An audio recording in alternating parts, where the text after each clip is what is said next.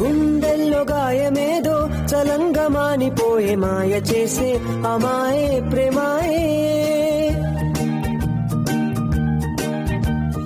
ఎంత గాయమైన గాని నా మేనికేమి గాడు పువ్వు సోకి నీ సోకు కండేనే.